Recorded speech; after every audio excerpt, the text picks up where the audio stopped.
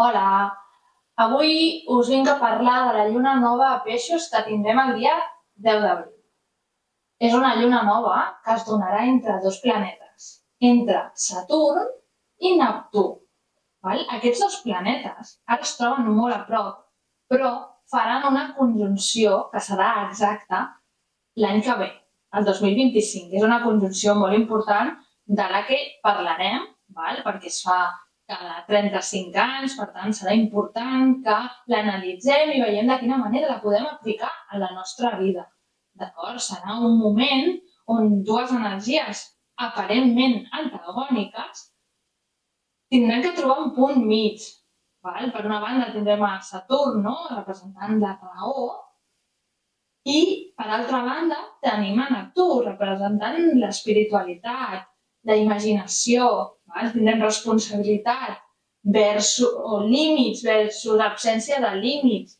Val? Llavors serà un moment molt interessant per veure de quina manera podem integrar això a la nostra vida. Llavors aquesta lluna nova es dona entre aquests dos planetes, d'acord? Llavors serà un moment important perquè és com una petita avançada de quines seran les sensacions que podem tenir, val? Amb aquesta configuració tan pisciana, però també amb Saturn involucrat. Llavors, he preparat aquest vídeo també per donar-vos 6 propostes que podeu fer aquests dies previs a la lluna nova que tindrem el dia 10, perquè d'aquesta manera us sigui més senzill mirar d'aprofitar aquesta energia, mirar de treure a la superfície les temàtiques que ens porta peixos, no? I mirar de plantar la llavor que veurà el fruit d'aquí 6 mesos, val? En l'àrea de la vida que us cau aquesta lluna nova. Recordeu que per veure això, dins la vostra carta natal heu de veure on teniu el signe de peixos, val? I veure a quina casa. Nosaltres us hem explicat en els àudios mensuals del club, que us recordo que teniu disponibles, és un regal que us fem de primer mes, gratuït, perquè pugueu entrar i escoltar quina àrea de la vostra vida us cau. Nosaltres us expliquem una miqueta, us donem uns consells, uns tips, no? Perquè pugueu treballar en aquesta àrea en concret, val? Per veure cadascú de vosaltres on us cau podeu ir al club. Val? Però jo aquí us dono 6 claus, que després podeu aplicar cadascú allà on li caigui. Val? Primer de tot també m'agradaria parlar una miqueta de com és tenir una lluna peixos per carta. Com són les persones que tenen aquesta lluna de naixement, no? Doncs són persones tremendament intuïtives, hipersensibles, que tenen una capacitat de maternar i cuidar a tothom que ho necessiti, una capacitat de poder entendre, sense necessitat que hi hagi paraules, què li passa a l'altra persona. Són d'amor infinit, de cures infinites, d'empatia infinita. Són persones que tenen com a talent natural el cuidar desinteressadament als altres. D'acord? Són persones que són esponges emocionals. Val? Llavors això els permet saber quan se les necessita, a on, i també fa que els altres se sentin atrets per ells i vagin en busca de refugi. Llavors són persones que tenen que cuidar molt això, que tenen que aprendre a posar aquest límit saturní, perquè no traspassi massa, per no introduir en el seu sistema masses emocions que no són seves i que els poden fer patir en excés. Llavors, són persones a les que sempre els recomanem que identifiquin quines són els seus talents i qualitats i després els cuidin i els protegeixin i aprenguin a posar límits. D'acord? Llavors, els consells que us volia dir, les pautes, les idees, les propostes que us faig. Per començar, aquests dies previs és un bon moment perquè trobeu espais de connexió interior. Val? Espais on trobeu uns minuts per meditar, per callar la ment i connectar amb l'interior i escoltar. escoltar què es remou, quines incomoditats se us presenten, perquè són portadores de missatges, de coses que toca treballar. Val? I això és una de les coses que podem fer en aquests dies previs de la lluna nova. Intentar desvelar, treure informació de l'inconscient sobre temàtiques internes que ens estan preocupant, que necessitem sanar. Val? És un bon moment perquè trobeu això. Llavors, un cop vagi sortint aquesta informació, una altra idea és que poseu una mica de creativitat. Val? Aquestes emocions és important, per exemple, que les escriviu, val? Que els hi doneu un espai i que les passeu una miqueta a la raó, que els hi doneu una mica de cos. I escriure és una bona idea. Val? Per exemple, també si connecteu i deixeu moments de música, val? Quan estem en música, molts cops hi ha moltes cançons que ens fan sortir emocions o de tristesa o d'alegria, d'eufòria. Si us deixeu un espai per escoltar una música i només escoltar música, sense fer res més, en silenci, us senteu amb una música, també la música és una gran facilitadora d'emocions. Potser necessiteu plorar. Potser fa temps que porteu molta energia continguda i al sentar-vos i posar-vos una música, si no us sou persones de llàgrima fàcil, però potser fer això us ajudaria a descansar.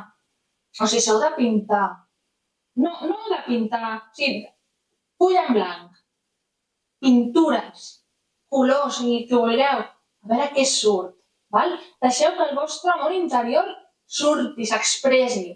Val? I l'art, la creativitat, és una eina d'expressió i del subconscient fantàstica. D'acord? Després, unes altres pràctiques que podeu fer són pràctiques espirituals, com el ioga, per exemple, o, per exemple, practicar tècniques de manifestació d'aquells somnis, d'aquells anhels que voleu portar a la vostra vida, que digueu frases que us empoderin i que manifestin, que tinguin aquesta màgia creadora de les que tots som creadors de la nostra realitat, doncs siguem una miqueta bruixots i bruixotes, no? Vull dir, fem els nostres encanteris de manifestació de la vida que volem, o visualitzacions. En aquestes meditacions que us proposo de fer, imagineu-vos on voleu anar. Aquesta imaginació és creadora. Llavors, tingueu aquest espai, és un moment perfecte per que visualitzeu la vostra vida somiada. Llavors, està Saturn, per tant, tot és possible.